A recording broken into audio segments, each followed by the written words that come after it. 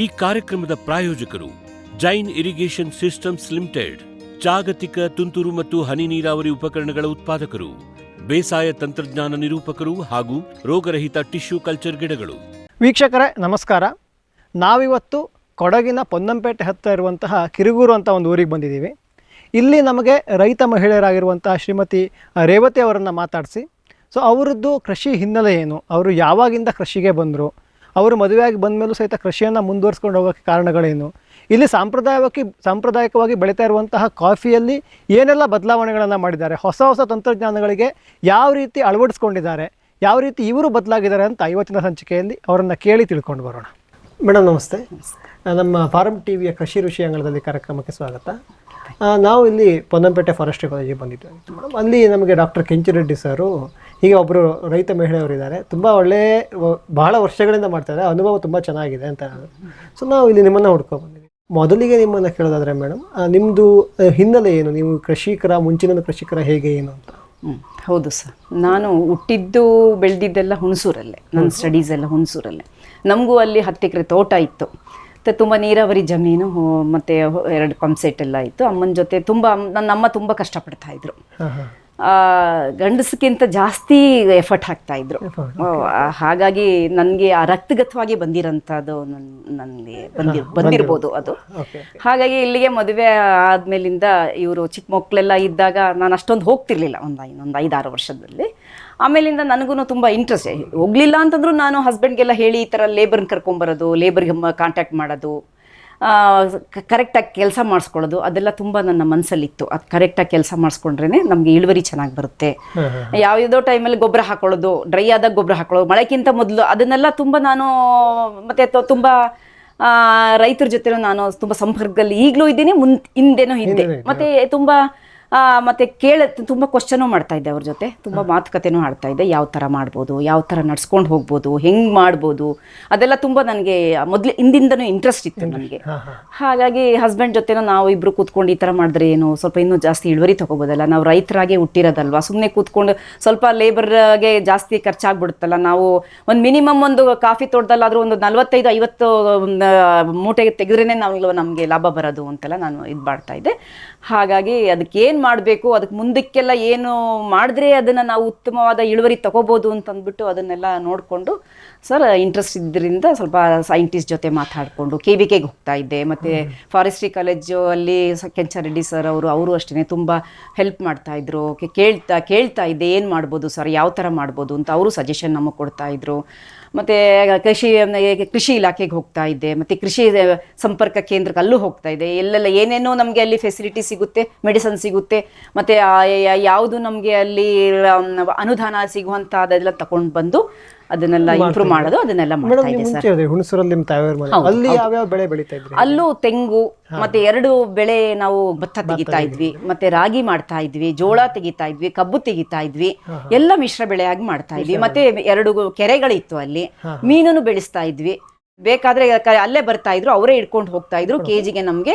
ಮತ್ತೆ ತುಂಬಾ ಆಳನೂ ಮಾಡಿರ್ಲಿಲ್ಲ, ನಾವು ಬರೀ 4 ಫೀಟಲ್ಲಿ ಮಾತ್ರ ನಾವು ಮೇನ್ ಬೆಳೆಸ್ತಾ ಇದ್ವಿ. ಹಾಗಾಗಿ ನಮ್ಮ ಖರ್ಚಿಗೂ ಎಜುಕೇಶನ್ಗೂ ಮದುವೆಗೂ ಆ ದುಡ್ಡಲ್ಲೇ ನಾವು ನಮ್ಮಮ್ಮ ಮಾಡ್ತಾ ಇದ್ವಿ. ಅನುಭವ ಇತ್ತು. ಅನುಭವ ಇತ್ತು. ಇಲ್ಲಿ ಈಗ ಎಷ್ಟು ಎಕರೆ ಇದೆ ನಮ್ಗೆ? ಇಲ್ಲಿ ಒಂದು 12 ಎಕರೆ ತೋಟ ಇದೆ ಸರ್. ತೋಟ ಇದೆ. ಆಮೇಲೆ ಭತ್ತನೂ ಬೆಳೀತಾ ಇದ್ದೀರಾ? ಭತ್ತನೂ ಬೆಳಿತೀವಿ. ಅದು ಎಷ್ಟು ಎಕರೆ ಇದೆ? ಅದು 3 ಎಕರೆ ಇದೆ ಸರ್. ಅದು 3 ಎಕರೆ ಇದೆ. ಮತ್ತೆ ನಮ್ಮ ಬಾವವರು ಅವ್ರು ಮಾಡ್ತಾ ಇಲ್ಲ, ಅದನ್ನು ನಮ್ಗೆ ಮಾಡ್ಕೊಳ್ಳಿ ಅಂತ ಕೊಟ್ಟಿದ್ದಾರೆ ಅವರು.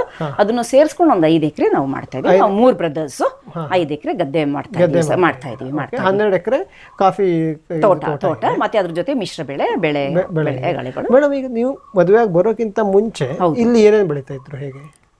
ಇಲ್ಲಿ ಅದೇ ಕಾಫಿನೇ ಇತ್ತು, ಮತ್ತೆ ಮಾಮೂಲಿ ಕಾಫಿ ಇರುತ್ತೆ, ಎಲ್ಲಾನು ಇರುತ್ತೆ.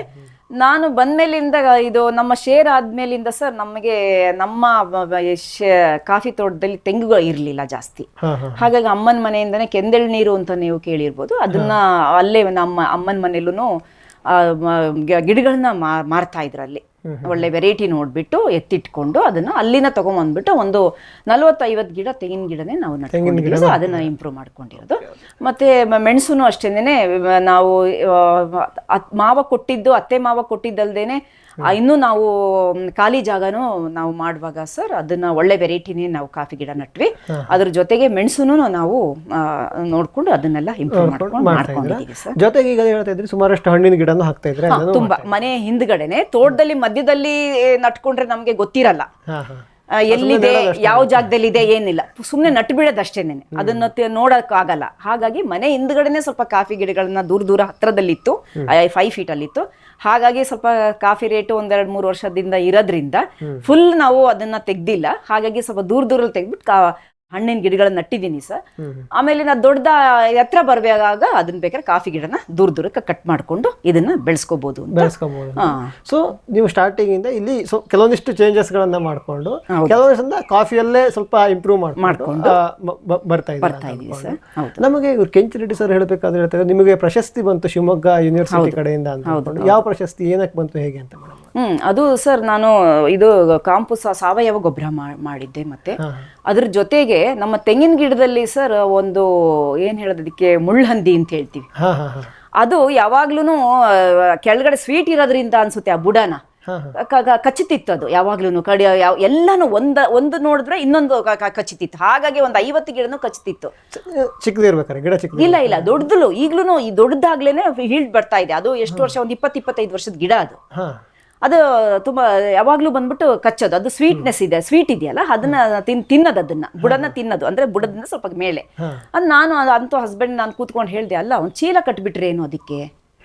ನಾವು ಟೊಮೆಟೊ ಹಾಕಿದ್ವಿ ಸರ್. ಆ ಟೊಮೆಟೊ ಹಾಕಿದ್ಮೇಲಿಂದ ಆ ಸ್ಮೆಲ್ಲು, ಮಳೆಗಾಲದಲ್ಲಿ ಸ್ಮೆಲ್ ಹೊರಟೋಗ್ಬಿಡುತ್ತಲ್ವಾ, ತುಂಬಾ ಜಡಿ ಮಳೆ ಹೊಡೆದ್ಬಿಟ್ಟು ನೀರು ಹರಿದೋಗ್ಬಿಡುತ್ತೆ, ಆ ಮೆಡಿಸನ್ ಹೊರಟೋಗ್ತಿತ್ತಲ್ವಾ. ಹಾಗಾಗಿ ಆಮೇಲೆ ನಾನು ಹೇಳ್ದೆ ನೋಡೋಣ, ಮತ್ತೆ ಲೇಬರು ಇರಲಿಲ್ಲ. ಮತ್ತೆ ಟೈಮ್ ಇದ್ದಾಗ ನಾನು ಹಸ್ಬೆಂಡೇ ಹೋಗ್ಬಿಟ್ಟು ನಾನು ಕಟ್ಟೋದು, ಅವರು ಚೀಲನ ಸ್ಪ್ರೆಡ್ ಮಾಡಿ ರೌಂಡ್ ಮಾಡಿಕೊಡ್ತಾ ಇದ್ರು. ಅದಾದ್ಮೇಲಿಂದ ಅದನ್ನ ಯಾವುದೂ ಕಡಿಯಕ್ಕೆ ಶುರು ಮಾಡಲಿಲ್ಲ ಅದು. ಹಾಗಾಗಿ ಅದು ಇವಾಗ ಸ್ವಲ್ಪ ಸೇಫ್ ಆಗಿದೆ. ಮತ್ತೆ ಇನ್ನೊಂದು ಪಾರಿವಾಳ ಅಂತ ಹೇಳೋದು ಅನ್ಸುತ್ತಲ್ಲ, ಅದನ್ನ ಇವಾಗ ಕಚ್ಚಕ್ಕೆ ಶುರು ಮಾಡಿದೆ ಸರ್. ಅದು ಇವಾಗ ಅದನ್ನೆಲ್ಲ ಕವರ್ ಮಾಡ್ಬಿಟ್ಟಿದೀವಿ. ಅದು ಸ್ವಲ್ಪ ಸ್ವೀಟ್ ಇರ್ಬೋದೇನೋ. ಇವಾಗ ಅದನ್ನ ಕಟ್ಟಬೇಕು, ಅದನ್ನ ರ್ಯಾಪ್ ಮಾಡ್ಬೇಕು.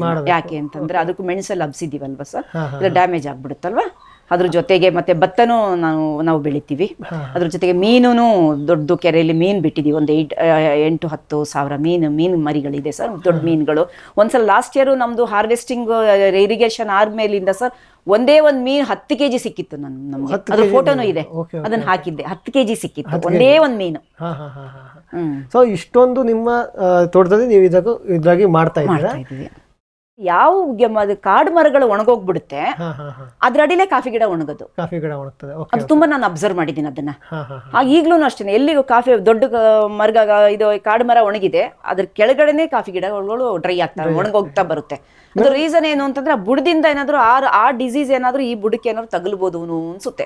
ಅದ್ರ ಜೊತೆಗೆ ಟ್ರಂಚು ಮಾಡಿದ್ವಿ, ಮತ್ತೆ ಇದನ್ನು ಮಾಡಿದೀವಿ, ಯಾವ್ದು ಗಂಜಳನು ಹಾಕಿದೀವಿ. ಅದ್ರ ಇನ್ನು ಬೇರೆ ಏನು ಪೆಸ್ಟಿಸೈಡ್ ಏನು ಯೂಸ್ ಮಾಡಿಲ್ಲ, ಅದನ್ನೇ ಇದ್ ಮಾಡಿದೀವಿ. ಹಾಗಾಗಿ ಒಣಗಿದ್ರು ಸ್ವಲ್ಪ ಪರವಾಗಿಲ್ಲ, ಸ್ವಲ್ಪ ಹತ್ರನೇ ಇರೋದ್ರಿಂದ ಅಂತ ಅಂದ್ಬಿಟ್ಟು ನಾನು ಕ್ಲೋನಲ್ಲೂ ನಾನು ನರ್ಸರಿ ಮಾಡ್ಕೊಂಡಿದ್ದೀವಿ. ಅದನ್ನ ಒಂದೊಂದು ಇವಾಗ ಸ್ವಲ್ಪ ಅದನ್ನು ಎಲ್ಲೆಲ್ಲಿ ಒಣಗಿದೆ ಅದನ್ನ 9 ಅಡಿಗೆ ನಡ್ಕೊಳ್ಳೋ ತರ ಪ್ಲಾನ್ ಮಾಡ್ಕೊಂಡಿದ್ದೀವಿ ಸರ್. ಮಧ್ಯದಲ್ಲಿ ಬಾಳೆ ಗಿಡನೂ ಇದೆ, ಬಾಳೆನೂ ಗಿಡ ಹಾಕೊಂಡಿದ್ದೀವಿ. ತೋಟದ ಮಧ್ಯದಲ್ಲಿ ಸ್ವಲ್ಪ ಬಿಸಿಲು ಎಲ್ಲೆಲ್ಲಿದೆ ಅಲ್ಲಿ ಮಾಡ್ತಾ ಇದ್ದೀವಿ. ಮೇಡಮ್ ಇದು ಕಾಫಿ 12 ಎಕರೆ ಇದೆ ಅಂತ. 12 ಎಕರೆ ಕಾಫಿ ಇದೆ.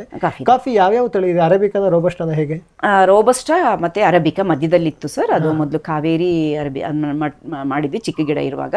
ಯಾಕೆ ಅಂತಂದ್ರೆ ತುಂಬಾ ಇದು ಬರುತ್ತಲ್ಲ, ವೀಡ್ ಬರುತ್ತಲ್ವಾ ಸರ್, ಅದನ್ನ ಪ್ರೊಟೆಕ್ಟ್ ಮಾಡ್ಕೊಳ್ಳೋದಕ್ಕೆ ಅಂತ ಅಂದ್ಬಿಟ್ಟು ಮಧ್ಯದಲ್ಲಿ ಕಾವೇರಿ ಗಿಡನ ಮಧ್ಯದಲ್ಲಿ ಅಂದ್ರೆ ಹೇಗೆ ಅಂದ್ರೆ 4 ರೋಬಸ್ಟಾ ಗಿಡದ ಮಧ್ಯದಲ್ಲಿ ಹಾಕ್ತಾ ಇದ್ವಿ. ಒಂದು ಅರೇಬಿಕಾ ಮಾಡ್ತಾ ಇದ್ವಿ.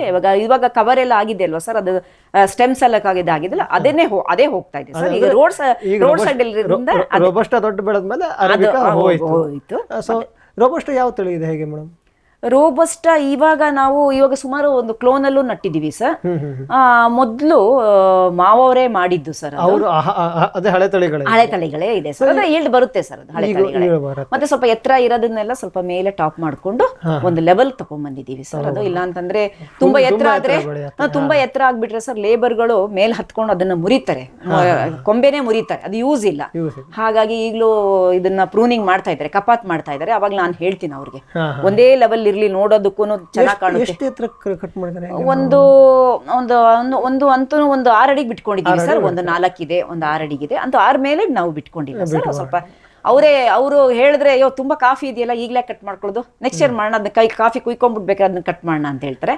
ಹಾಗಾಗಿ ಅದನ್ನ ಸ್ವಲ್ಪ ಎತ್ತರ ಆಗುತ್ತೆ ಹೋಗುತ್ತೆ ಸರ್. ಮೇಡಮ್ ನೀವೇ ಅಂದ್ರೆ ಈಗ ಅಲ್ಲಿ ಮಾವನರ್ ಹಾಕಿದ್ದು ಗಿಡ ಕೆಲವೊಂದ್ ಕಡೆ ಹೋದಾಗ ನೀವೇ ಕ್ಲೋನಲ್ ಪ್ರೊಪಗೇಷನ್ ಮಾಡಿ ನರ್ಸರಿನೂ ಮಾಡ್ಕೊಂಡು. ಸೊ ಅದು ಅಂದ್ರೆ ಯಾವ ತಳಿ ಹಳೆ ಗಿಡಗಳದ್ದು ಯಾವ್ದಾದ್ರು ಚೆನ್ನಾಗಿ ಇಳುವರಿ ಬರುತ್ತೋ ಅವನ್ನ ಸೆಲೆಕ್ಟ್ ಮಾಡ್ಕೊಂಡು ಸರ್ ಯಾವ್ದು ತುಂಬಾ ಚೆನ್ನಾಗಿ ಇಳುವರಿ ಬರುತ್ತೆ ಅದನ್ನ ನೋಡ್ಕೊಂಡು ಟೆಂಡರ್ ಆಗಿರೋಂಥದ್ದು. ನಾನು ಟ್ರೈನಿಂಗ್ ಹೋಗಿದ್ದೆ ಸರ್, ಟ್ರೈನಿಂಗ್ KVK ಟ್ರೈನಿಂಗ್ ಕೊಟ್ಟಿದ್ರು ನಮ್ಗೆ. ಅದನ್ನ ಹೋಗಿದ್ದಾಗ ಅದನ್ನ ಅದ್ರ ತರನೇ ಅವ್ರದ್ದು ಹೇಳ್ಕೊಟ್ಟಿದ ತರನೇ ಫಾಲೋ ಮಾಡ್ಕೊಂಡು ನಮ್ಮ ಖರ್ಚಿಗೆ ಯಾವ್ದು ಬೇಕೋ ಅಷ್ಟು ಮಾಡಿಕೊಂಡು ಅದ್ರ ಜೊತೆಗೆ ಒಂದು 2000 ನನ್ನ ಅಕ್ಕನ ಮಗಳಿಗೂ ಸೇಲ್ ಮಾಡಿದೆ ಸರ್. 20 ರೂಪೀಸಲ್ಲಿ ಸೇಲ್ ಮಾಡಿದೆ ನಾನು.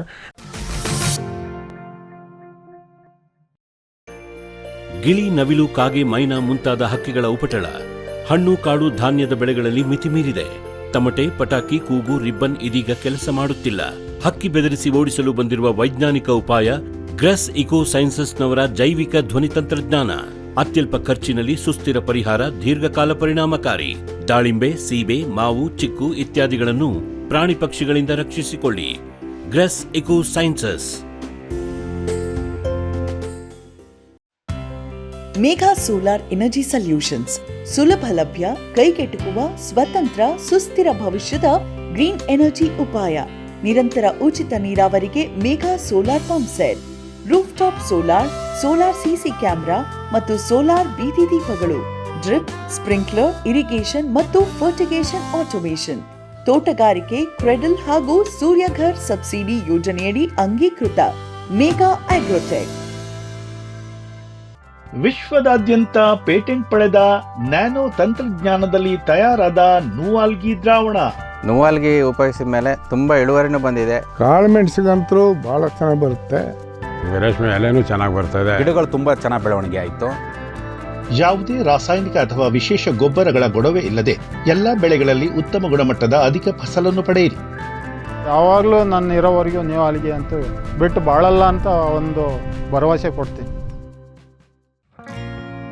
ಜೈನ್ ಇರಿಗೇಷನ್ ಸಿಸ್ಟಮ್ಸ್ ಲಿಮಿಟೆಡ್ ಭಾರತದ ಹನಿ ನೀರಾವರಿ ತಂತ್ರಜ್ಞಾನದ ಪ್ರಥಮ ಪ್ರವರ್ತಕ, ಜಗತ್ತಿನ ಅತಿ ದೊಡ್ಡ ಸ್ಪ್ರಿಂಕ್ಲರ್ಸ್ ಉತ್ಪಾದಕ ಕಂಪನಿ.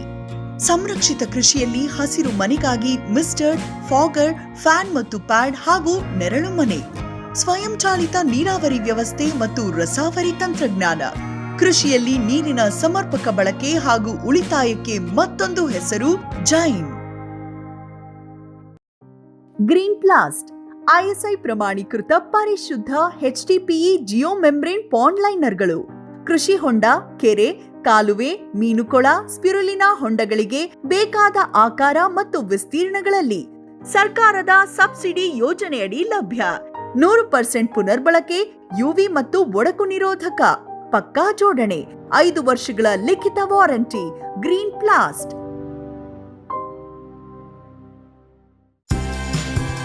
ಕದಂಬ ಅಗ್ರಿಟೆಕ್ ರಾಜ್ಯದ ಜನಪ್ರಿಯ ಸೋಲಾರ್ ಪಂಪ್. ಅತ್ಯಧಿಕ ಕಾರ್ಯಕ್ಷಮತೆಯ ಸೋಲಾರ್ ಪ್ಯಾನೆಲ್ ಮತ್ತು ಶಕ್ತಿ ಸೋಲಾರ್ ಪಂಪ್. ವಿದ್ಯುತ್ ಕಣ್ಣಾಮುಚ್ಚಾಲೆಯಿಂದ ಮುಕ್ತಿ, ಬೆಳಗಿನಿಂದಲೇ ಹಗಲು ನೀರಾವರಿ. 25 ವರ್ಷಕ್ಕೂ ಹೆಚ್ಚು ಬಾಳಿಕೆಯ ಸೋಲಾರ್ ಪ್ಯಾನೆಲ್ ಮತ್ತು ಸ್ಟೇನ್ಲೆಸ್ ಸ್ಟೀಲ್ ಸೋಲಾರ್ ಪಂಪ್. ನಂಬಿಕಾರ್ಹ ಸೋಲಾರ್ ಪಂಪಿಗೆ ರಾಜ್ಯದ number 1 company Kadamba agritech. Madam, ಈಗ ಕ್ಲೋನಲ್ ಪ್ರೊಪಗೇಷನ್ ಮಾಡ್ತಾರಲ್ಲ, ಅದು ಹೇಗೆ ಮಾಡಬೇಕು ಅಂತ ನಮ್ಮ ರೈತರಿಗೆ ಒಂದು ಬರೀ ಹೇಳ್ಬಿಡ್ತೀರಾ? ಏನ್ ಮಾಡಬೇಕು, ಹೇಗೆ ಅಂತ ಅನ್ಕೊಂಡು. ಅದು ಈಗ ನೀವು ಒಂದೊಳ್ಳೆ ಗಿಡ ನೋಡಿದ್ರಿ, ಒಂದು ಗಿಡ ಚೆನ್ನಾಗಿ ಇಳುವರಿನೂ ಬರ್ತಾ ಇದೆ, ತುಂಬಾ ಚೆನ್ನಾಗಿ ಬೆಳವಣಿಗೆ ಆಗಿದೆ, ಆ ತರ ಗಿಡ ನೋಡಿದ್ರೆ ಸೊ ಮುಂದೇನ್ ಮಾಡ್ಬೇಕು?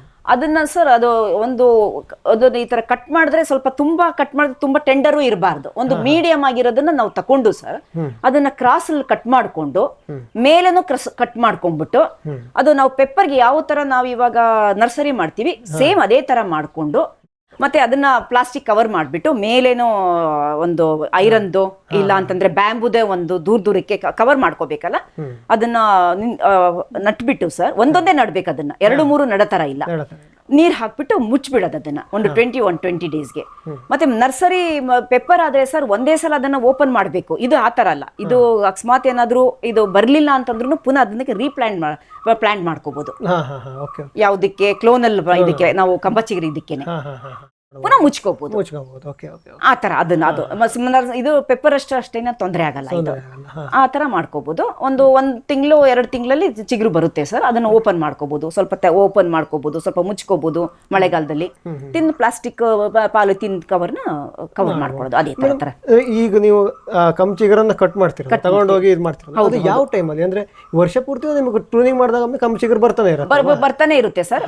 ಬಟ್ ಯಾವಾಗ ಬೆಸ್ಟ್ ಅಂತಂದ್ರೆ ಈ ಮೇಲೆಲ್ಲೇ ನಾವು ಮಾಡ್ಕೊಳ್ಳೋದು, ಮೇಲ್ ಮಾಡ್ಕೊಳ್ಳೋದು. ಆಗ ಸ್ವಲ್ಪ ಯಾಕೆ ಅಂತಂದ್ರೆ ಸ್ವಲ್ಪ ಬಿಸಿಲು ಬರುತ್ತಲ್ವಾ ಸರ್, ಸನ್ ಹೀಟ್ ಇರುತ್ತಲ್ವಾ, ಆ ಹೀಟ್ಗೆನೆ ಸ್ವಲ್ಪ ಬೇಗ ಬರುತ್ತದು.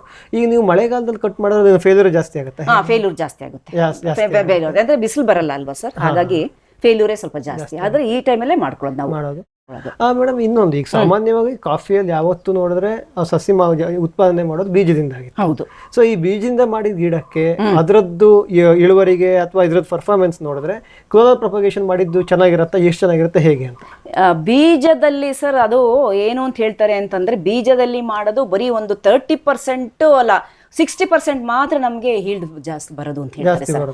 ಈ ಕ್ಲೋನಲ್ ಮಾಡೋದು ಅಂತಂದ್ರೆ ಅಂದ್ರೆ 95% ನಮ್ಗೆ ಎಲ್ಲ ಪ್ಲಾಂಟ್ಸ್ ಅಲ್ಲಿ ಅಷ್ಟೇ ಚೆನ್ನಾಗಿ ಸಕ್ಸಸ್ ಆಗುತ್ತೆ. Okay okay. ಅದು ಹೇಗೆ ಅಂತಂದ್ರೆ, ನೀವು ಯಾವುದೋ ಒಂದು ಗಿಡ ನೋಡ್ತೀರಾ ಚೆನ್ನಾಗಿ ಇಳುವರಿ ಬರ್ತಾ ಇದೆ ಅಂತ ಹೇಳಿ ಅದರಿಂದ ಕಾಫಿ ಹಣ್ಣನ್ನು ತಗೊಂಡ್ಕೊಂಡು ಬೀಜ ಮಾಡಿದ್ರೆ ಅದ್ರಲ್ಲಿ 100 ಗಿಡ ಮಾಡಿದ್ರೆ 60 ಗಿಡ ಮಾತ್ರ ಅಷ್ಟೇ ಒಳ್ಳೆ ಇಳುವರಿ ಕೊಡುತ್ತೆ. 60% ಮಾತ್ರ ಅದ್ರಲ್ಲಿ ಎಲ್ಲ ಗಿಡದಲ್ಲಿ 60% ಮಾತ್ರ ಕಾಫಿ ಬರೋದು ಅಂತ ಅವ್ರು ಹೇಳೋದು. ಇದ್ರಲ್ಲಿ ಆತರ ಅಲ್ಲ, 95% 100% ನೀವು ಕಾಫಿ ತಗೋಬಹುದು. ಅದು ಎಷ್ಟು ತಾಯಿ ಲೆಕ್ಕದಲ್ಲಿ. ಮೇಡಮ್ ಒಂದು ವರ್ಷಕ್ಕೆ ಎಷ್ಟು ಗಿಡ ಮಾಡ್ತೀರಾ ನೀವು? ನಿಮ್ಗೆ ಎಷ್ಟು ಬೇಕಾಗುತ್ತೆ? ನಮ್ಗೆ ಬೇಕಾಗುತ್ತೆ, ಮತ್ತೆ ಸ್ವಲ್ಪ ಕೇಳಿದ್ರು ನಾವು ಕೊಡ್ತೀವಿ ಸರ್. ನನ್ನ ಹುಣಸೂರಲ್ಲಿ ನನ್ನ ಒಂದು ಫ್ರೆಂಡ್ ಇದ್ರು, ನನ್ನ ಕ್ಲಾಸ್ಮೇಟು, ಅವರು ಒಂದು 10 ಎಕರೆ ಇದೆ ಅವ್ರಿಗೆ. ಆಗ ಅವರು ನಮ್ಮ ಮನೆಗೆ ಬಂದಿದ್ರು, ವಿಸಿಟ್ ಮಾಡಿದ್ರು. ಈ ಅವಾರ್ಡ್ ಬಂದಾಗ ಏನೇನು ಮಾಡಿದೆ ಅಂತ. ಅವಾಗ ನಾನು ನರ್ಸರಿ ಮಾಡಿದ್ದೆ ಅಲ್ಲಿ ಜಾಗದಲ್ಲಿ. ಆ ನರ್ಸರಿ ಇವಾಗ ಅಲ್ಲಿ ಸ್ವಲ್ಪ ಬಿಸಿಲು ಅಂತ ತಂದ್ಬಿಟ್ಟು ಇಲ್ಲಿ ಇಟ್ಕೊಂಡಿದ್ದೀನಿ ಇವಾಗ ನರ್ಸರಿನ, ಮನೆ ಹತ್ರನೇ ತಂದ್ಬಿಟ್ಟು ನೋಡ್ಕೊಳಕ್ಕೆಲ್ಲ ಈಸಿ ಅಂತ ಅಂದ್ಬಿಟ್ಟು. ಅವರಿಗೆ ಒಂದು 600-700 ಪ್ಲಾಂಟ್ಸ್ ತಗೊಂಡೋದ್ರು ಸರ್. ಆಮೇಲೆ ನನ್ನ ಅಕ್ಕನ ಮಗಳಿಗೆ ಒಂದು 800 ಪ್ಲಾಂಟ್ಸ್ ತಗೊಂಡೋದೆ. ಅವರು ತೆರಾಲಲ್ಲಿ ಮಾಡಿದ್ದಾರೆ, ಅಂದ್ ಬಾಕಿ ನಾನು ಇಟ್ಕೊಂಡಿದ್ದೀನಿ. ಸೊ ಈಗ ವಾಪಸ್ ನಾವು ಈಗ ತೋಟದ ವಿಷಯದಲ್ಲೇ ಬಂದರೆ, ರೋಬಸ್ಟ ಎಷ್ಟು ಅಂತರದಲ್ಲಿ ನೆಟ್ಟಿದ್ದೀರಾ ನೀವು? ಇದು ಸರಿಯಾದ ಅಂತರನ, ಇನ್ನು ಎಷ್ಟು ಅಂತರ ಕೊಡಬೇಕು ಹೇಗೆ ಅಂತ ಮೇಡಮ್? ಇದು ಸರ್ ಇವಾಗ ಮೊದಲು ಏನು ಮಾಡ್ತಾ ಇದ್ದು ಅಂದರೆ, ವೀಡಿಂಗ್ ಕಳೆ ಬರ್ದೇನಿದ್ರೆ ಕಚಡ ಬರ್ದೇನಿರಲಿ ಅಂತ ಅಂದ್ಬಿಟ್ಟು ಅಂತ 8 ಅಡಿಗೆ ನಡ್ತಾ ಇದ್ರು. ಆದರೆ 8 ಅಡಿಗೆ ನಟ್ರೆ ಅಂತಂದರೆ ಸ್ವಲ್ಪ ಜಾಗ ಸಾಲಲ್ಲ, ಅದು ಈಗ ಸ್ಪೇಸ್ ಬೇಕು ಅದಕ್ಕೆ. ಹಾಗಾಗಿ ನನ್ನ ಅಭಿಪ್ರಾಯ ಒಂದು 10-12 ನಡದೆ ತುಂಬಾ ಉತ್ತಮ ಅಂತಾನೆ ಹೇಳದ್ ನಾನು. ನೀವು ಅರೇಬಿಕಾ ಸಪರೇಟ್ ಆಗಿ ಒಂದು ತೋಟ ಮಾಡಕ್ ಯೋಚನೆ ಮಾಡಿಲ್ವಾ ಅಥವಾ ಹೇಗೆ? ಇಲ್ಲ, ಇದು ಆಕ್ಚುಲಿ ಮೊದಲು ನಮ್ಮ ಮಾವರು ಮಾಡಿದ್ದು ಅರೇಬಿಕನೇ ತೋಟನೇ. ಅರೇಬಿಕನೇ ಮಾಡಿದ್ದದು. ಆದ್ಮೇಲಿಂದ ಅದಕ್ಕೆ ಏನಾದ್ರು ಸ್ವಲ್ಪ ಸ್ಟೆಮ್ ಬೋರರ್ ಏನೇನೋ ಬೋರರ್ ಬಂತು ಅದಕ್ಕೆ. ಹಾಗಾಗಿ ಅದನ್ನೆಲ್ಲ ರೀಪ್ಲೇಸ್ ಮಾಡ್ಬಿಟ್ಟು ಆಮೇಲಿಂದ ರೋಬಸ್ಟ ನಿಮಗೆ ಸ್ಟೆಮ್ ಬೋರರ್ ಕಾಟದಿಂದ ಆಗಿ ಅರೇಬಿಕನೇ ಮಾಡಿದ್ದು. ಹೌದು. ಮೇಡಮ್ ಇದು ಈಗ ನೀರಿನ ವ್ಯವಸ್ಥೆ ಹೇಗಿದೆ? ಸ್ಪ್ರಿಂಕ್ಲರ್ ಏನಾ ಅಥವಾ ಡ್ರಿಪ್ ಇದೆಯಾ ಮತ್ತೆ ಹೇಗೆ? ಇಲ್ಲ, ಇದಕ್ಕೆ ನಾವು ನೀರಾವರಿ ಇರಿಗೇಷನ್ ಸ್ಪ್ರಿಂಕ್ಲರೇ ಮಾಡ್ಕೊಳ್ಳೋದು. ನಾವು ಬೇರೆ ಸಪ್ರೇಟ್ ಶೇರ್ ಎಲ್ಲ ಆದ್ಮೇಲಿಂದ ಕೆರೆ ಮಾಡಿದ್ವಿ ಸರ್. ಸಫಿಷಿಯಂಟ್ ಸ್ವಲ್ಪ ಅಲ್ಲಿ ಸ್ವಲ್ಪ ಜಲ ಇದೆ, ನಮಗೆ ವಾಟರ್ ಸೋರ್ಸಸ್ ಇದೆ. ಹಾಗಾಗಿ ಒಂದು 4-5 ಟೈಮ್ಸ್ ಕೊಡಷ್ಟು ನಮ್ಗೆ ಸಾಕು ನೀರು. ಸ್ಪ್ರಿಂಕ್ಲರ್ ರೇನ್ ಗನ್ ದೊಡ್ಡ ರೇನ್ ಗನ್ ನಾವು ಜಂಬೋ ಹಾಕೊಳ್ಳೋದು ಸರ್. ಸೈಡ್ ಮಾತ್ರ ಬೇಲಿ ಸೈಡಲ್ಲಿ ಮಾತ್ರ ಬೇರೆ ವೇಸ್ಟ್ ಆಗುತ್ತಲ್ಲ, ಪಕ್ಕದವ್ರ ತೋಟ ಇರುತ್ತಲ್ಲ, ಅವ್ರು ಅಕಸ್ಮಾತ್ ಅವ್ರು ಹಿಂದೆನೆ ಅವರು ಲೇಟಾಗಿ ಹಾರಿಸ್ಬೋದು, ನಾವು ಸ್ವಲ್ಪ ಬೇಗ ಹಾರಿಸ್ತೀವಿ, ಅವ್ರಿಗೆ ಪ್ರಾಬ್ಲಮ್ ಆಗ್ಬಾರ್ದು ಅಂದ್ಬಿಟ್ಟು ಸೈಡ್ಗೆ ಮಾತ್ರ ನಾವು ರೈನ್ ಗನ್ ಹಾಕೋತೀವಿ, ಇದಕ್ಕೆಲ್ಲ ಜಂಬೋ ಹಾಕೋತೀವಿ. ನೀವು ಯಾವಾಗ ಇರಿಗೇಷನ್ ಸ್ಟಾರ್ಟ್ ಮಾಡ್ತೀರಾ, ಹೇಗೆ ಮೇಡಮ್? ನಾವು ಇರಿಗೇಷನ್ ಸರ್ ಫೆಬ್ರವರಿ 8ಗೆ ನಾವು ಶುರು ಮಾಡ್ತೀವಿ. 8ಗೆ ಶುರು ಮಾಡಿ ಲಾಸ್ಟ್ ಇಯರ್ ನಾವು ಏನು ಮಾಡ್ತಾ ಇದ್ವಿ, ಬ್ಯಾಕಿಂಗ್ ಅಂತಂದ್ರೆ ಒಂದು 20-18 ದಿವಸಕ್ಕೆ ಪುನಃ ರಿಟರ್ನ್ ಬರ್ತಾ ಇದ್ವಿ. ಇವಾಗ ಬೇರೆಯವರೆಲ್ಲ ಹೇಳಿದ್ರು ಏನು ಅಂತಂದ್ರೆ, ನೀವು ಓಪನ್ ಆಗಿ 1-2 ದಿವಸ ಆದ್ಮೇಲೆ 12 ದಿವಸ ಕೊಟ್ರು ಅದು ಸಕ್ಸಸ್ಸು. ಏನು ನಮಗೆ ಬೀನ್ ಆಗಿರುತ್ತೆ ಫಸ್ಟ್ ಇದರಲ್ಲಿ, ಏನು ಫೇಲ್ಯೂರ್ ಆಗಲ್ಲ ನಿಮಗೆ. 90% ನಿಮಗೆ ಆ ಬೀನ್ ಅದೇ ತರನೇ ಇರುತ್ತೆ ಅಂತ. ಹಾಗಾಗಿ ಈ ಸಲ ಅರ್ಲಿ ಸ್ಟಾರ್ಟ್ ಮಾಡಿದ್ವಿ ಸರ್. ಅರ್ಲಿ ಅಂತಂದ್ರೆ ಬ್ಯಾಕಿಂಗ್ ಅರ್ಲಿ ಕೊಟ್ಟಿದ್ದೀವಿ. ಫೆಬ್ರವರಿ 8 ಶುರು ಮಾಡ್ತೀವಿ. 8 ಒಳಗಡೆ ಅದು 10th ಒಳಗಡೆ ಶುರು ಮಾಡ್ತೀವಿ. ಅದರ ಬ್ಯಾಕಿಂಗ್ ನಾವು ಈ ಸಲ ನಾವು ಒಂದು 12 ದಿವಸಕ್ಕೆ 13 ದಿವಸ ಕೊಟ್ಟಿದ್ದೀವಿ. ಮುಂಚೆ ಮಾಡ್ತಿದ್ರಿ? ಮೊದಲು ಒಂದು 20 ದಿವಸ ಕೊಡ್ತಾ ಇದ್ದೀವಿ. ಈ ಸಲ ಒಂದು ನೋಡ್ಬೇಕು ಹೆಂಗಾಗುತ್ತೆ, ನೆಕ್ಸ್ಟ್ ಇಯರ್ಗೂ ಈ ಸಲಗೂ ಫಸಲು ಹೇಗೆ ತರ ಡಿಫ್ರೆನ್ಸ್ ಬರುತ್ತೆ ಅಂತ ಅಂದ್ಬಿಟ್ಟು ನೋಡೋಣ, ಚೇಂಜಸ್ ಹೆಂಗಿರುತ್ತೆ ಅಂತ ಅಂದ್ಬಿಟ್ಟು ಕೊಟ್ಟಿದ್ದೀವಿ. ಈ ಗೊಬ್ಬರ ಕೊಡೋದು ಯಾವಾಗ ಒಂದ್ ಬಾರಿ ನೀರು ಕೊಟ್ಟಾದ್ಮೇಲೆ ಅಥವಾ ಬ್ಯಾಕಿಂಗ್ ಕೊಟ್ಟಾದ್ಮೇಲೆ? ಯಾವ್ದು ನ್ಯೂಟ್ರಿಯೆಂಟ್ ಸ್ಪ್ರೇನ ಸರ್? ಬ್ಯಾಕಿಂಗ್ ಕೊಡುವಾಗ ಕೊಡಬೇಕು ಸರ್. ಈ ಸಲ ಬ್ಯಾಕಿಂಗ್ ಅಲ್ಲಿ ಸ್ವಲ್ಪ ತುಂಬಾ ಸಣ್ಣ ಜಾಸ್ತಿ ಇದೆಯಲ್ವಾ ಸರ್, ಸಣ್ಣ ಇರೋದ್ರಿಂದ ಅವು ಇವಾಗ ಥರ್ಡ್ ರೌಂಡ್ಗೆ ಪುನಃ ಹಾಕ್ಸ್ಕೋಬೇಕು ಸರ್. ಥರ್ಡ್ ರೌಂಡ್ ಹಾಕೋದ್ಮೇಲಿಂದ ಎಷ್ಟೆಷ್ಟು ನಾವು ಥರ್ಡ್ ರೌಂಡ್ಗೆ ಹಾಕಿರ್ತೀವಿ ಅಷ್ಟೆಷ್ಟೇ ಸ್ಪ್ರೇ ಮಾಡ್ಕೊಂಡ್ ಬರ್ತೀವಿ ಸರ್. ಒಂದೇ ಸ್ಪ್ರೇ ಮಾಡಲ್ಲ. ನಾವು ಈ ರಾತ್ರಿ ಎಷ್ಟು ನೀರು ಕೊಟ್ಟಿರ್ತೀವಿ ಬೆಳಿಗ್ಗೆ ಅಷ್ಟಕ್ಕೆ ನಾವು ಮಾತ್ರ ಕವರ್ ಮಾಡ್ಕೊಂಡು ಅಲ್ಲಿ ಸ್ಟಾಪ್ ಮಾಡ್ಕೊತೀವಿ. ಪುನಃ ಇವತ್ತು ಸಾಯಂಕಾಲ ಎಷ್ಟಕ್ಕೆ ನಾವು ಸ್ಪ್ರೇ ಮಾಡ್ತೀವಿ ಅಲ್ಲ ನೀರು ಇರಿಗೇಷನ್ ಕೊಡ್ತೀವಿ ಅಷ್ಟಕ್ಕೇನೆ ಅದನ್ನ ಸ್ಟಾರ್ಟ್ ಮಾಡ್ಕೊಂಡು ಅಲ್ಲಿಗೆ ಸ್ಟಾಪ್ ಮಾಡ್ತೀವಿ. ಈ ತರ ಮೇಡಮ್, ಈಗ ಫೆಬ್ರವರಿ ನೀರು ಕೊಡ್ಲೇಬೇಕು ಅಂತಂದ್ರೆ ಈಗ ಬಹಳಷ್ಟು ಕಡೆ ಕಾಫಿ ಹಾಕ್ತಾ ಇದ್ದಾರೆ, ಬಟ್ ಅವರಿಗೆ ಸ್ಪ್ರಿಂಕ್ಲರ್ ಮಾಡೋಕೆ ಅದು ಮೇಲಾಗಿ ಫೆಬ್ರವರಿಲಿ ಅಷ್ಟು ನೀರಿರಲ್ಲ.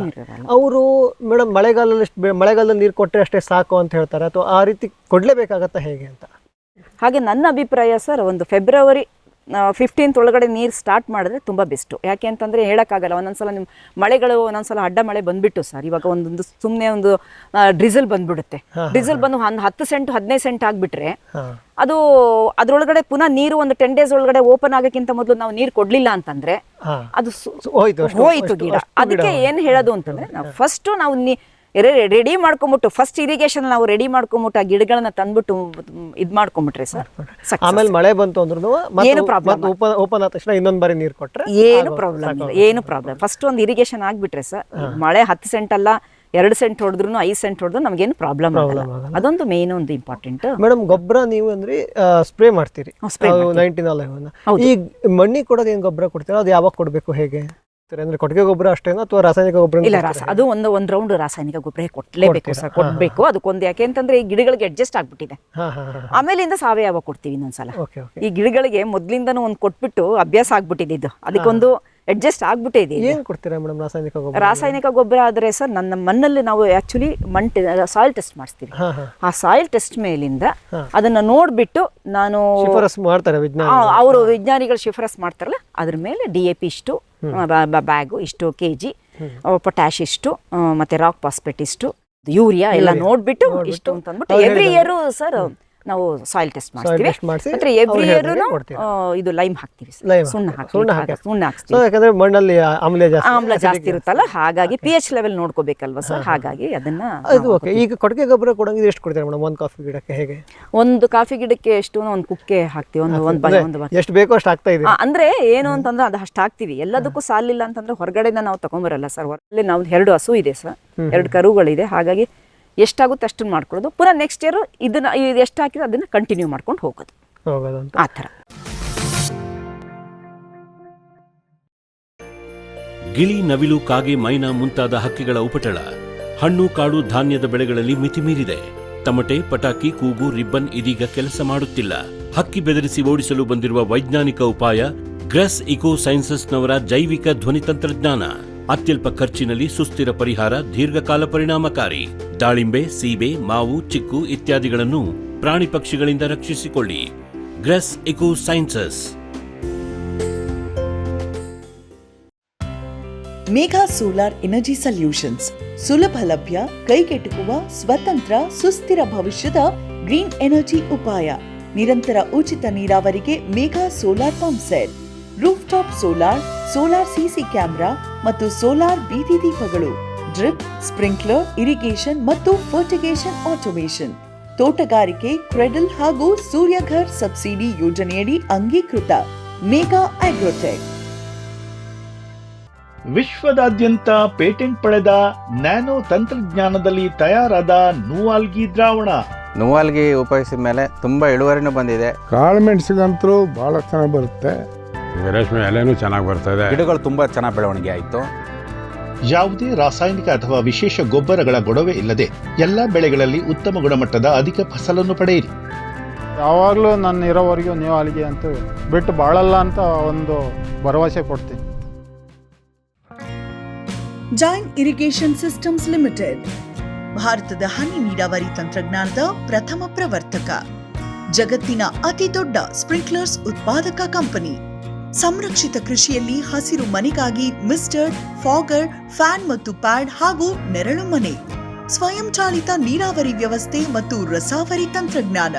ಕೃಷಿಯಲ್ಲಿ ನೀರಿನ ಸಮರ್ಪಕ ಬಳಕೆ ಹಾಗೂ ಉಳಿತಾಯಕ್ಕೆ ಮತ್ತೊಂದು ಹೆಸರು ಜೈನ್. ಗ್ರೀನ್ ಪ್ಲಾಸ್ಟ್ ISI ಪ್ರಮಾಣೀಕೃತ ಪರಿಶುದ್ಧ HDPE ಜಿಯೋ ಮೆಂಬ್ರೇನ್ ಪಾಂಡ್ ಲೈನರ್ಗಳು, ಕೃಷಿ ಹೊಂಡ, ಕೆರೆ, ಕಾಲುವೆ, ಮೀನುಕೊಳ, ಸ್ಪಿರುಲಿನಾ ಹೊಂಡಗಳಿಗೆ ಬೇಕಾದ ಆಕಾರ ಮತ್ತು ವಿಸ್ತೀರ್ಣಗಳಲ್ಲಿ ಸರ್ಕಾರದ ಸಬ್ಸಿಡಿ ಯೋಜನೆಯಡಿ ಲಭ್ಯ. 100% ಪುನರ್ಬಳಕೆ, ಯುವಿ ಮತ್ತು ಒಡಕು ನಿರೋಧಕ, ಪಕ್ಕಾ ಜೋಡಣೆ, 5 ವರ್ಷಗಳ ಲಿಖಿತ ವಾರಂಟಿ. ಗ್ರೀನ್ ಪ್ಲಾಸ್ಟ್.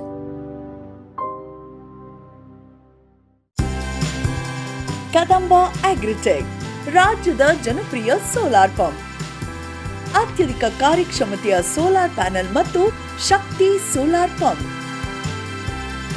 ವಿದ್ಯುತ್ ಕಣ್ಣಾಮುಚ್ಚಾಲೆಯಿಂದ ಮುಕ್ತಿ, ಬೆಳಗಿನಿಂದಲೇ ಹಗಲು ನೀರಾವರಿ. 25 ವರ್ಷಕ್ಕೂ ಹೆಚ್ಚು ಬಾಳಿಕೆಯ ಸೋಲಾರ್ ಪ್ಯಾನೆಲ್ ಮತ್ತು ಸ್ಟೇನ್ಲೆಸ್ ಸ್ಟೀಲ್ ಸೋಲಾರ್ ಪಂಪ್. ನಂಬಿಕಾರ್ಹ ಸೋಲಾರ್ ಪಂಪಿಗೆ ರಾಜ್ಯದ ನಂಬರ್ 1 ಕಂಪನಿ ಕದಂಬ ಅಗ್ರಿಟೆಕ್. ಕೊಯ್ಲು ಶುರು ಆಗೋದು ಯಾವ ಕಾಫಿದು ಏಪ್ರಿಲ್ ಅಲ್ಲ ಡಿಸೆಂಬರ್ 15 ಇಂದನೇ ಬರುತ್ತೆ ಸರ್. ಫ್ಲೈ ಪಿಕ್ಕಿಂಗ್ ಮಾಡ್ಕೋತೀವಿ, ಎಲ್ಲ ಹಣ್ಣಾಗಿದೆ ಅದನ್ನ ನೋಡ್ಕೊಂಡು ಕಿತ್ಕೊಂಡು ತಗೊಂಡ್ಬರ್ತೀವಿ. ಎಲ್ಲ ಒಂದೇ ಸಲ ಫೆಬ್ರವರಿ ಒಳಗೆ ಮುಗಿದಿರತ್ತೆ ಆಲ್ಮೋಸ್ಟ್. ಫೆಬ್ರವರಿ 10ಕ್ಕೆಲ್ಲ ಮುಗ್ದೋಗ್ಬಿಡುತ್ತೆ. 5th ಮುಗ್ದೋಗ್ಬಿಡುತ್ತೆ. ಸೊ ನೀವು ಅಂದ್ರೆ ಯಾವ ಭಾಗದಿಂದ ನೀರು ಕೊಟ್ಕೊಂಡ್ ಬಂದಿರ್ತೀರೋ ಆ ಭಾಗದಿಂದ ಕೊಯ್ಲು ಶುರು ಆಗೋಗುತ್ತೆ. ಎಷ್ಟು ಕೊಯ್ಲು ಆಗುತ್ತೆ ಮೇಡಮ್ ಸಾಮಾನ್ಯವಾಗಿ? ಒಂದು ಫ್ಯಾಮಿಲಿಲಿ ಒಬ್ರಿಬ್ರು ಸೇರ್ಬಿಟ್ಟು ಒಂದು 300-400 kgs ಕಾಫಿ ಕೊಯ್ತಾರೆ. ಒಂದ್ ದಿವಸಕ್ಕೆ ಕೊಯ್ತಾರೆ, ಇಬ್ರು ಸೇರ್ಕೊಂಡು. ಮೇಡಮ್ ಎಷ್ಟು ಕಾಫಿ ತೆಗಿತೀರಾ ಸಾಮಾನ್ಯ? ಒಂದ್ ಗಿಡದಿಂದ ಎಷ್ಟು ತೆಗಿತೀರಾ ಅಥವಾ ಟೋಟಲ್? ಇಲ್ಲ, ಒಂದ್ ಎಕರೆಗೆ ಅಂತ ತಗೊಳ್ಳೋದು ಸರ್, ಗಿಡದಲ್ಲಿ ತಗೊಳ್ಳಲ್ಲ. ಒಂದ್ ಎಕರೆಗೆ ಅಂತಂದ್ರೆ ಸರ್ ನಂದು ಆಕ್ಚುಲಿ ಈ ಸಲ 35ನೇ ತಗೊಂಡಿದ್ದು. 50 kg ಬ್ಯಾಗ್ ಬಂದಿದ್ದು ಸರ್. 50 ಎಕ್ಸ್ಪೆಕ್ಟೇಷನ್ ಇತ್ತು, ಸ್ವಲ್ಪ ಕಮ್ಮಿ ಆಯ್ತು, ಸ್ವಲ್ಪ ಬೇಜಾರು ಆಯ್ತು. ರೇಟು ಇತ್ತಲ್ಲ, ರೇಟ್ ತುಂಬಾ ಇದೆ ಅಂತ ರೇಟ್ ಇತ್ತು, ಸ್ವಲ್ಪ ಜಾಸ್ತಿ ಹೋಗಿದೆ ಅಂತ ರೇಟ್ ಅಂತ. ಈ ಸಲ ಅರೇಬಿಕಾ ಜಾಸ್ತಿ ಆಗಿದೆ ಸರ್. ಲಾಸ್ಟ್ ಇಯರ್ ರೋಬಸ್ಟಾ ಇತ್ತು, ಅರೇಬಿಕಾ ಟಚ್ ಆಗ್ತಾ ಇತ್ತು ರೋಬಸ್ಟಾ ಬೆಲೆ ಅಂತ ಕೇಳಿದ್ವಿ ಅಂತ ಅನ್ಕೊಂಡು. ರೇಟ್ ಇತ್ತು, ಬಂದಿದ್ರೆ ಗೊತ್ತಿಲ್ಲ, ಎಷ್ಟು ಸಿಗ್ಬೇಕಷ್ಟೇ ನಾವು ಅನುಭವಿಸೋದು. ಸೊ ಈ ಬಾರಿ 50 ದಾಟಿಸ್ತೀರಾ? ನೋಡೋಣ, ಗೊತ್ತಿಲ್ಲ ಸರ್, ಗೊತ್ತಿಲ್ಲ. ಈ ಸಲ ಪ್ರೂನಿಂಗ್ ಎಲ್ಲ ಸ್ವಲ್ಪ ತೆಗೆಯೋದು ಎಷ್ಟೆಷ್ಟಿತ್ತು ಅಷ್ಟೇ ತೆಗ್ದಿದ್ದಾರೆ ನೋಡಿ. ಕೆಳಗಡೆ ಎಲ್ಲ ಹಾಕಿದಾರಲ್ಲ, ಎಷ್ಟು ಬೇಕು ಅಷ್ಟೇ ತೆಗ್ದಿದ್ದಾರೆ ಅವರು. ಚೆನ್ನಾಗಿರೋ ಅಂತ ಕೆಲ್ಸಕ್ಕೆ ಅವ್ರು ಸಿಕ್ಕಿದ್ದಾರೆ ಪ್ರೂನಿಂಗ್. ಅವ್ರು ಕಪಾತ್ ಮಾಡೋರು, ಕಾಫಿ ಕಪಾತ್ ಅವರು ಪ್ರೂನಿಂಗ್. ಇಲ್ಲಿ ಮೇನ್ ಪ್ರೂನಿಂಗ್ ಅಂದ್ರೆ ಏನ್ ಮಾಡ್ತಾರೆ? ತುಂಬಾ ಅಡ್ಡೋಗಿರೋದು ತೆಗಿತಾರೆ, ಮೇಲ್ ಹೇಳಿದ್ರಿ ಮೇಲ್ ತೆಗಿತಾರೆ. ಇವಾಗ ನೋಡಿ ಅದನ್ನ ಆಕ್ಚುಲಿ ತೆಗಿರಿ ಅಂತಾನೆ ನಾನು ಹೇಳೋದು. ಈಗ ಸ್ವಲ್ಪ ಮೇಲ್ ಬಂದಿದೆ ಅಲ್ವಾ, ಅವ್ರು ಏನ್ ಹೇಳೋದು, ಬೇಡ ಚೆನ್ನಾಗಿದೆ ಕಾಫಿ ಚೆನ್ನಾಗಿದೆ, ಎಲ್ಲ ತೆಗ್ಬಿಟ್ರೆ ಕಾಫಿ ಕಮ್ಮಿ ಆಗ್ಬಿಡುತ್ತೆ, ನೋಡ ನೆಕ್ಸ್ಟ್ ಇಯರ್ ಕಾಫಿ ಹಿಲ್ ತಗೊಂಡ್ಬಿಟ್ಟು ಅದನ್ನ ತೆಗ್ಬಿಡೋಣ ಅಂತ ಹೇಳ್ತಾರೆ. ಆಗ್ಲಿ ಅಂತ ಹೇಳ್ತೀನಿ, ಅವ್ರಿಗೂ ಬೇಜಾರಾಗದ್ ಬೇಡ. ಅದಕ್ಕೆ ಅವ್ರು ಏನ್ ಹೇಳೋದು ಅಂತ ಹೇಳಿದ್ರೆ, ಇರಿಗೇಷನ್ಗಿಂತ ಮಾಡೋಕ್ಕಿಂತ ಮೊದಲೇ ಕಪಾತ್ ಮಾಡಿಸ್ಬಿಡಿ, ಪ್ರೂನಿಂಗ್ ಮಾಡಿಸ್ಬಿಡಿ ಅಂತ ಹೇಳೋದು. ಆಗ ನಮಗೂ ಮನಸ್ಸು ಬರಲ್ಲ, ಯಾಕಂದ್ರೆ ಹೂವಿರಲ್ಲ, ಗೊತ್ತಾಗಲ್ಲ. ಯಾವಾಗ್ಲೂ ನೀವು ತೆಗಿಸ್ಬೇಕು ಜಾಸ್ತಿ ಅಂತಂದ್ರೆ ಇರಿಗೇಷನ್ ಮಾಡಕ್ಕಿಂತ ಮೊದಲೇ ತೆಗೆದ್ಬಿಡಿ ಅಂತ ಹೇಳ್ತಾರೆ. ಇರಿಗೇಷನ್ ಆದ್ಮೇಲೆ ಹೂ ಬಂದ್ರೆ ನಿಮಗೆ ಬೇಡ ಅನ್ಸುತ್ತೆ, ಅವರೇ ತೆಗಿಯಲ್ಲ, ನಮ್ಗಿಂತ ಕೆಲಸದವರೇ ತೆಗಿಯಲ್ಲ, ಬೇಜಾರಾಗುತ್ತೆ ಅವ್ರಿಗೆ, ತೆಗಿಯಲ್ಲ ಅಂತ. ಸೊ ಒಂದಿಷ್ಟಿದು ಕಾಫಿ ಬಗ್ಗೆ ಆಯ್ತು. ಈಗ ಕಾಳುಮೆಣಸು ಬಗ್ಗೆ ಬಂದ್ರೆ, ಕಾಳುಮೆಣಸು ನಿಮ್ದು ಎಷ್ಟಿದೆ ಕಾಮನ್, ಎಷ್ಟು ಬಳ್ಳಿಗಳಿದಾವೆ, ಹೇಗೆ? ಎಲ್ಲಾ ಕಾಡು ಮರಕ್ಕೂ ನೀವು ಕಾಳುಮೆಣಸು ಹಾಕಿದ್ರೆ? ಈ ಸಲ ಏನ್ ಮಾಡಿದೀವಿ ಅಂತಂದ್ರೆ ಸರ್, ಕಾಳುಮೆಣಸು ಕಾಡು ಮರಕ್ಕೆ ನಾನು ತುಂಬಾ ನಡ್ತಾ ಇಲ್ಲ ಇವಾಗ. ಒಣಗೋಗುತ್ತೆ, ಮತ್ತೆ ಎತ್ತರದಲ್ಲಿ ಕೀಳೋದಕ್ಕೆ ಮಾಡೋದು ಕಷ್ಟ ಅಂತ. ಇದು ಹೇಳ್ತೀವಲ್ಲ ನಾವು, ಗ್ಲಾರಿಸೀಡಿಯಕ್ಕೆ ನಾವು ಹಾಕ್ತಾ ಇರೋದು ಸರ್ ಇವಾಗ. ತುಂಬಾ ನಾವು ನಟ್ಟಿದೀವಿ ಗ್ಲಾರಿಸೀಡಿಯಾ, ತುಂಬಾ ತೋಟದಲ್ಲಿ ತುಂಬಾ ಗ್ಲಾರಿಸೀಡಿಯಾ ಇದೆ.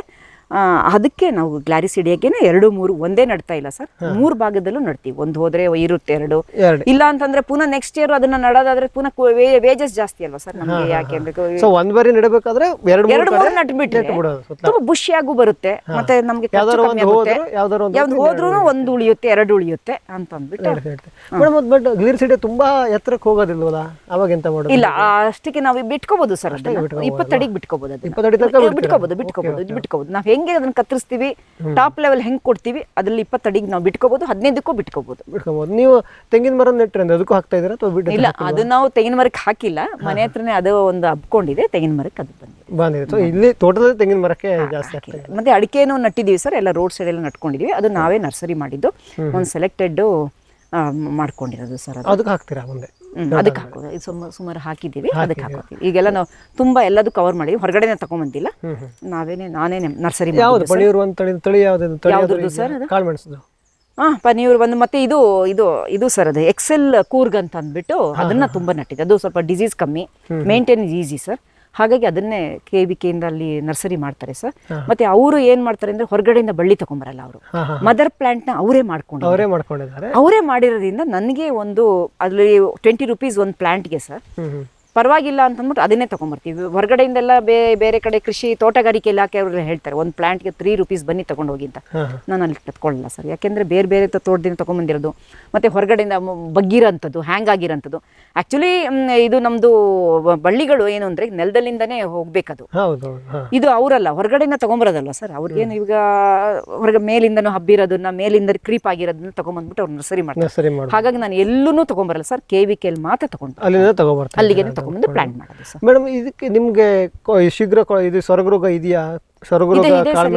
ಇದೆ, ಮೊದಲು ತುಂಬಾ ಇತ್ತು. ಮೊದಲಿದ್ದಾಗ ಒಂದು 40-30 ಕ್ವಿಂಟಲ್ ನಾವು ಮೆಣಸು ಕುಯ್ತಾ ಇದ್ವಿ ಸರ್, ಆವಾಗ ಅಷ್ಟಿತ್ತು.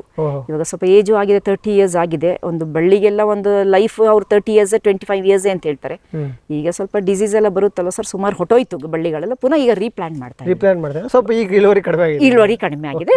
ಬರುವಾಗ ಬರಲಿ, ತೊಂದರೆ ಏನಿಲ್ಲ, ಮೇಂಟೈನ್ ಮಾಡೋದು ಸರ್. ಆ ಟೈಮಲ್ಲಿ ಒಂದು ಮಧ್ಯದಲ್ಲಿ ಅದಕ್ಕೆ ನಡುವಾಗ ಕಾಫಿ ಗೊಬ್ಬರ ಎಲ್ಲ ಹಾಕಾದ್ಮೇಲಿಂದ ಬೇರೆ ಏನು ಕೆಲಸಗಳು ಇರಲ್ವಲ್ಲ, ಗದ್ದೆ ಕೆಲಸ ಆದ್ಮೇಲಿಂದ, ಹಾಗಾಗಿ ಅದನ್ನು ನಡ್ಸ್ಕೊಂಡು ಹೋಗೋದು. ಯಾವಾಗಲೂ ಒಂದು 1000 ಪ್ಲಾಂಟ್ 2000 ಪ್ಲಾಂಟ್ ನಡ್ತೀವಿ ಸರ್. ಪ್ಲಾಂಟಲ್ಲಿ ನಡ್ತೀವಿ. 2000 ಪ್ಲಾಂಟ್ಸ್ ತೊಗೊಂಡ್ಬರ್ತೀವಿ. ರಿಪೇರ್ ಗಿಡಗಳೆಲ್ಲ ನಾವು ಮಾಡ್ತೀವಿ. ಅದಕ್ಕೆ ನೀವು ಗೊಬ್ಬರ ಕೊಡ್ತಾ ಇದ್ದೀರಾ? ಇವಾಗ ಇಲ್ಲ ಸರ್, ಇವಾಗ ಒಂದು 3 ವರ್ಷದಿಂದ ಗೊಬ್ಬರನೇ ಕೊಡ್ತಾ ಇಲ್ಲ. ಸಗಣಿ ಗೊಬ್ಬರ, ಸ್ಲರಿ ಮತ್ತೆ ಕಾಂಪೋಸ್ಟು ಇದನ್ನೇ ಹಾಕ್ತಾ ಇರೋದು, ಮತ್ತೆ ಸ್ಪ್ರೇ ಹೊಡ್ಕೊಳ್ಳೋದು. ವರ್ಮಿ ಕಂಪೋಸ್ಟ್ ಹಾಕ್ತೀವಿ, ನಾವೇ ಮಾಡ್ಕೋತೀವಿ. ಯಾಕೆ ಗೊಬ್ಬರ ಯಾಕೆ ಕೊಡ್ತಾ ಇಲ್ಲ, ಹೇಗೆ ಅಂತ? ಇಲ್ಲ ಸರ್, ಅದು ಗೊಬ್ಬರ ಏನು ಅಂತಂದ್ರೆ ಬರುತ್ತೆ, ತುಂಬಾ ಚೆನ್ನಾಗಿ ಬರುತ್ತೆ. ಅದು ಬುಷಿಯಾಗಿ ಲೀಫ್ ಎಲ್ಲ ಆಗಿ ತುಂಬಾ ಚೆನ್ನಾಗಿ ಬರುತ್ತೆ. 2 ಇಯರ್ಸ್ ಆದ್ಮೇಲಿಂದ ಪುನಃ ಸ್ವರ್ಗ ರೋಗಗಳೇ ಶುರು ಆಗುತ್ತೆ, ನೋಡಿದೀವಿ. ಅದು ನಿಲ್ಸೇಬಿಟ್ಟು ಎಷ್ಟು ಸಿಗುತ್ತೆ ನಮ್ಗೆ, ಸ್ವಲ್ಪ ಹೀಲ್ಡ್ ಕಮ್ಮಿ ಆದ್ರೂ ಪರವಾಗಿಲ್ಲ, ಗಿಡಗಳು ಸರ್ವೈವ್ ಆಗ್ಲಿ, ಉಳಿಲಿ. ಗಿಡಗಳು ಉಳಿದ್ರೆ ಸಾಕು ನಮಗೆ. ಜಾಸ್ತಿ ಹೀಲ್ಡ್ ಒಂದೇ ಸಲ ಜಾಸ್ತಿ ತಗೋಬೇಕು ಅಂತಿಲ್ಲ, ಸುಮ್ಮನೆ ಅದನ್ನ ಗಿಡಗಳು ಹೊಟ್ಟೋಗ್ಬಿಡುತ್ತೆ. ಹಾಗಾಗಿ ಎಷ್ಟು ಬೇಕು ಅಷ್ಟೇನೆ ಬರಲಿ, ಗಿಡಗಳನ್ನ ಉಳಿಸ್ಕೊಳ್ಳೋದು ಅಷ್ಟೇ. ಅದಕ್ಕೋಸ್ಕರ ಸಾಕೊಂಡಿರೋದು ಮೇನ್ ಮಾಡ್ತಾ ಇದ್ದಾರೆ. ಸ್ವರ್ಗರೋಗ ಬರಬಾರ್ದು ಅಂತ ಕೆಮಿಕಲ್ ನೆಲಕ್ಕೆ ಡ್ರೆಂಚ್ ಮಾಡೋದು, ಸ್ಪ್ರೇ ಮಾಡೋದು, ಆ ಥರ ಏನು ಮಾಡ್ತಾ ಇಲ್ಲ. ಬೋರ್ಡ್ ಹಾಕ್ತಾ ಇದ್ದೀರಾ? ಹೇಗೆ ಬೋರ್ಡ್ ಸ್ಪ್ರೇ ಮಾಡ್ತೀವಿ ಒಂದ್ಸಲ, ವರ್ಷಕ್ಕೊಂದ್ಸಲ. ಮಳೆಗಿಂತ ಮುಂಚೆನಾ? ಜೂನಲ್ಲಿ ಕೊಡ್ತೀವಿ. ಜೂನಲ್ಲಿ, ಮಳೆ ಬರೋಕ್ಕಿಂತ ಮುಂಚೆ ಜೂನ್ 10ಕ್ಕೆಲ್ಲ ಸ್ಪ್ರೇ ಮಾಡ್ತಾ ಇದ್ದೀರಾ ಅಂತ ಅಂದ್ಕೊಂಡು. ಸೊ ಸಾಂಪ್ರದಾಯಿಕವಾಗಿ ನಿಮ್ದು ಕಾಫಿ ನಾವದೇ ಅಂತ ಇದ್ವಿ, ಕೊಡಗಲ್ಲಿ ಯಾವುದೇ ರೈತರ ಭೇಟಿ ಆದ್ರೆ ಅವ್ರದ್ದು ಕಾಫಿ ಇದ್ದೇ ಇರುತ್ತೆ. ಸೊ ನಾವು ಕಾಫಿ ಹೆಂಗ್ ಬೆಳೆಯೋದು ಅನ್ನೋದಕ್ಕಿಂತ ನಿಮ್ಮ ಎಕ್ಸ್ಪೀರಿಯನ್ಸ್ ಏನು ಕಾಫಿಯಲ್ಲಿ? ಫಾರ್ ಎಕ್ಸಾಂಪಲ್ ನೀವೇ ಹೇಳಿದ್ರಿ ಮೇಡಮ್, ನೀವು ಬೇರೆ ಕಡೆಯಿಂದ ಗಿಡ ತಂದಿಟ್ಟದು ಅಥವಾ ಬೀಜದಿಂದ ಗಿಡ ಮಾಡೋದಕ್ಕಿಂತ ಕ್ಲೋನಲ್ ಪ್ರೊಪಗೇಷನ್ ಬಗ್ಗೆ ನೀವೇ ತಿಳ್ಕೊಂಡು, ನೀವೇ ಮಾಡ್ಕೊಂಡು, ನೀವೇ ನರ್ಸರಿ ಮಾಡ್ಕೊಂಡು ನಿಮ್ಮ ತೋಟಕ್ಕೆ ನೀವೇ ನೆಟ್ಕೊಳ್ತಾ ಇದ್ದೀರಾ ಅಂತ ಅಂದ್ಕೊಂಡು. ಈಗ ಅದೇ ಅಂದ್ರೆ ಮುಂಚೆ ಕಡಿಮೆ ಸ್ಪೇಸಿಂಗ್ ಇತ್ತು, ಅದನ್ನು ಜಾಸ್ತಿ ಮಾಡ್ಕೊಂತ ಇದ್ದೀರಾ ಅಂತ ಅಂದ್ಕೊಂಡು. ಸೊ ಈ ರೀತಿ ಒಂದು ಅನುಭವಗಳು ನಮಗೆ ಬೇಕಾಗಿತ್ತು. ಸೊ ಅದಕ್ಕೆ ಅನ್ಕೊಂಡು ನಿಮ್ಮನ್ನು ಮಾತಾಡ್ಸಿದ್ವಿ. ಆಮೇಲೆ ಸರ್, ನಮ್ಮ ಕೆಂಚರೆಡ್ಡಿ ಸರ್ ನೀವು ಕೂಡ ಹೇಳ್ತಾ ಇದ್ರಿ, ಕಾಫಿ ಕಾಳುಮೆಣಸು ಇದೆ, ಅದ್ರ ಜೊತೆಗೆ ಭತ್ತನೂ ಕೂಡ ತುಂಬಾ ಚೆನ್ನಾಗಿ ಮಾಡ್ತಾ ಇದ್ದಾರೆ ಅಂತ ಅಂದ್ಕೊಂಡು. ಸೊ ಈ ಕಂತನ್ನು ನಾವು ಇಲ್ಲಿಗೆ ಮುಗಿಸುವ. ಸೊ ಈ ಕಂತನ್ನು ನಿಮ್ದು ಕಾಫಿ ಕಾಳುಮೆಣಸಿನ ಬಗ್ಗೆ, ಸಾಂಪ್ರದಾಯಿಕ ರೈತರು ಏನೇನು ಮಾಡ್ತಾರೋ ಅದ್ರ ಬಗ್ಗೆ ನಿಮ್ಗೆ ತಿಳಿಸ್ಕೊಟ್ರಿ. ಸೊ ಇಷ್ಟೊತ್ತು ಮಾಹಿತಿ ಕೊಟ್ಟಿದ್ದಕ್ಕೆ ವಾಹಿನಿಯ ಪರವಾಗಿ, ನಮ್ಮ ಪರವಾಗಿ ಧನ್ಯವಾದಗಳು. ವೀಕ್ಷಕರೇ, ನಾವು ಇವತ್ತಿನ ಸಂಚಿಕೆಯ ಮೊದಲ ಭಾಗದಲ್ಲಿ ರೇವತಿ ಮೇಡಮ್ ಅವ್ರ ಬಗ್ಗೆ, ಅವರ ಹಿನ್ನೆಲೆ ಬಗ್ಗೆ, ಈ ತೋಟದ ಬಗ್ಗೆ ತಿಳ್ಕೊಂಡ್ವಿ. ಅದಾದ ಮೇಲೆ ವಾಪಸ್ಸು ತೋಟಕ್ಕೆ ಬಂದು ಅವರನ್ನು ಮತ್ತೆ ಮಾತಾಡಿಸಿ ಕಾಫಿ ಬೆಳೆ ಬಗ್ಗೆ, ಕಾಫಿಯಲ್ಲಿ ಅವರು ಕ್ಲೋನಲ್ ಪ್ರೊಪಗೇಷನ್ ಮಾಡ್ತಾ ಇದ್ದಾರೆ, ಸಸ್ಯಾಭಿವೃದ್ಧಿಗೆ ಹೊಸ ಒಂದು ತಂತ್ರಜ್ಞಾನ ವಿಧಾನವನ್ನು ಕಂಡುಕೊಂಡಿದ್ದಾರೆ. ಅದನ್ನು ಯಾವ ರೀತಿ ಮಾಡ್ತಾ ಇದ್ದಾರೆ, ಅದರಿಂದ ಅವರಿಗೆ ಏನೇನು ಉಪಯೋಗ ಆಗುತ್ತೆ. ಆಮೇಲೆ ನಾವು ಕಾಫಿಯ ಬಗ್ಗೆ ತುಂಬ ಎಲ್ಲ ಬೇಸಾಯ ಕ್ರಮಗಳನ್ನು ತಿಳ್ಕೊಂಡಿಲ್ಲ, ಯಾಕೆಂದರೆ ಈಗಾಗಲೇ ಬಹಳಷ್ಟು ಕಾರ್ಯಕ್ರಮವನ್ನು ಕೊಟ್ಟಿರೋದ್ರಿಂದ ಕೆಲವೊಂದಿಷ್ಟು ವಿಚಾರಗಳನ್ನು ಸಾಂಪ್ರದಾಯಿಕ ರೈತರಿಗೆ, ಹೊರಗಡೆ ನಮ್ಮ ಸಾಧಾರಣ ರೈತರಿಗೆ, ಬೇರೆಯವರಿಗೆ ಮಾಡ್ತಿರೋರಿಗೆ ಏನೆಲ್ಲ ವ್ಯತ್ಯಾಸಗಳಿದ್ದಾವೆ. ಈಗ ಇವರು ಈ ಫೆಬ್ರವರಿಯಿಂದ ಈಗಾಗಲೇ ನೀರು ಕೊಡೋಕ್ಕೆ ಶುರು ಮಾಡಿದ್ದಾರೆ. ಈ ರೀತಿ ನೀರು ಕೊಡಬೇಕು ಅಥವಾ ಕೊಡದೇ ಇದ್ದು ನಡೆಯುತ್ತೋ ಅನ್ನೋದ್ರ ಕೆಲವೊಂದಿಷ್ಟು ವಿಷಯಗಳ ಬಗ್ಗೆ, ಅವರ ಅನುಭವಗಳ ಬಗ್ಗೆ, ಅವರ ಒಂದು ಅಭಿಪ್ರಾಯಗಳ ಬಗ್ಗೆ ನಾವು ಇವತ್ತಿನ ಕಂತಲ್ಲಿ ತಿಳ್ಕೊಂಡ್ವಿ. ಮತ್ತೆ ನಾಳೆ ಸಹಿತ ಇವರದ್ದು ಕಾರ್ಯಕ್ರಮ ಇನ್ನೊಂದು ಕೊಡೋದಕ್ಕಿದೆ, ಅದನ್ನು ಕೂಡ ನಿರೀಕ್ಷಿಸಿ ಅಂತ ಹೇಳ್ತಾ ನಮ್ಮ ಇವತ್ತಿನ ಕಾರ್ಯಕ್ರಮವನ್ನು ಮುಗಿಸೋಣ. ನಮಸ್ಕಾರ. ಈ ಕಾರ್ಯಕ್ರಮದ ಪ್ರಾಯೋಜಕರು ಜೈನ್ ಇರಿಗೇಷನ್ ಸಿಸ್ಟಮ್ಸ್ ಲಿಮಿಟೆಡ್, ಜಾಗತಿಕ ತುಂತುರು ಮತ್ತು ಹನಿ ನೀರಾವರಿ ಉಪಕರಣಗಳ ಉತ್ಪಾದಕರು, ಬೇಸಾಯ ತಂತ್ರಜ್ಞಾನ ನಿರೂಪಕರು ಹಾಗೂ ರೋಗರಹಿತ ಟಿಶ್ಯೂ ಕಲ್ಚರ್ ಗಿಡಗಳು.